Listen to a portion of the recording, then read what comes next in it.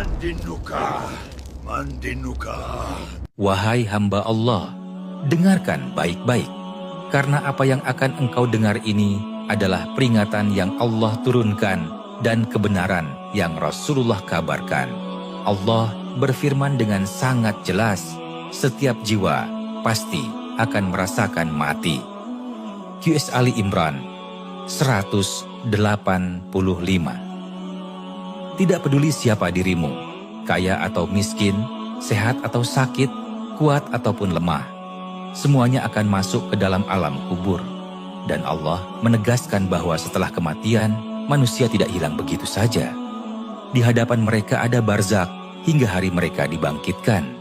QS Al-Mu'minun 100. Barzakh, alam setelah kematian, tempat kedua yang akan kita singgahi setelah alam kubur. Tempat di mana tidak ada lagi ayah, ibu, istri, suami, tidak ada sahabat yang menemani. Yang ada hanyalah amalmu sendiri.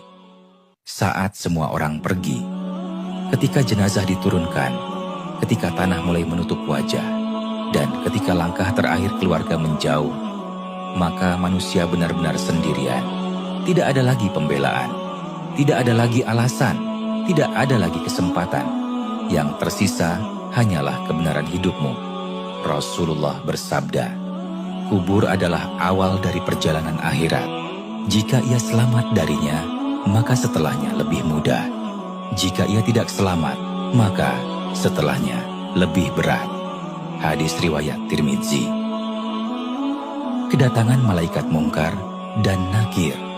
Tidak lama setelah pemakaman, dua malaikat yang keras dan menakutkan turun, Mungkar dan Nakir. Sebagaimana disebutkan dalam hadis Abu Dawud, mereka akan mendudukkan si mayit dan bertanya, siapa Tuhanmu? Apa agamamu? Siapa nabimu? Pertanyaan yang terdengar sederhana, tetapi tidak akan bisa dijawab oleh orang yang hidupnya jauh dari Allah. Engkau tidak akan mampu menjawabnya jika selama hidupmu engkau lebih sibuk dengan dunia daripada sujud kepada Rabbmu. Allah berfirman, Allah meneguhkan orang-orang beriman dengan ucapan yang teguh di dunia dan di akhirat. Qas Ibrahim ayat 27.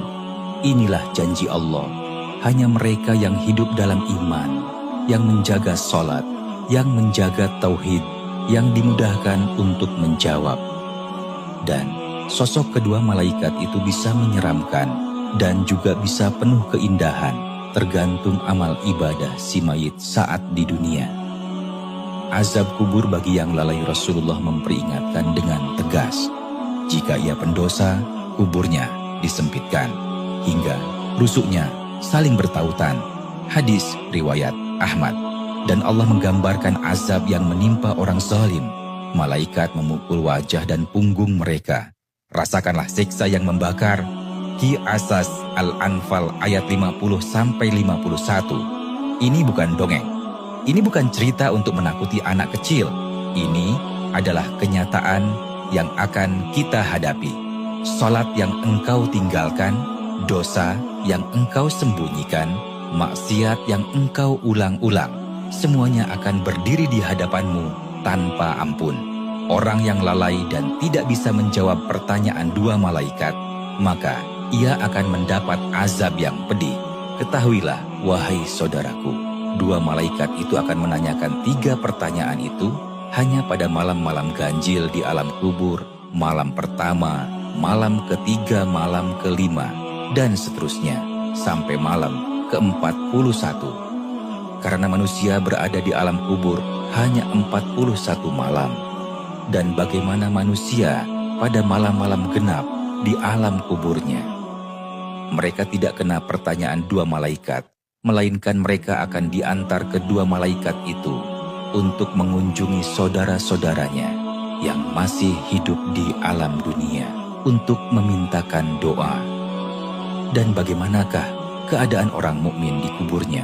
Selama 41 malam, mereka ditemani malaikat yang indah, rupanya dengan kubur yang terang benderang. Maka kuburnya menjadi tempat yang lapang, penuh cahaya, penuh ketenangan.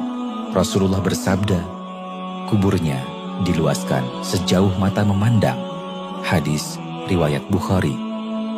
Dan selanjutnya, setelah melewati 41 malam, manusia itu akan dibawa ke alam barzah, yaitu alamnya tempat penyiksaan dan kenikmatan atau taman barzah. Ketahuilah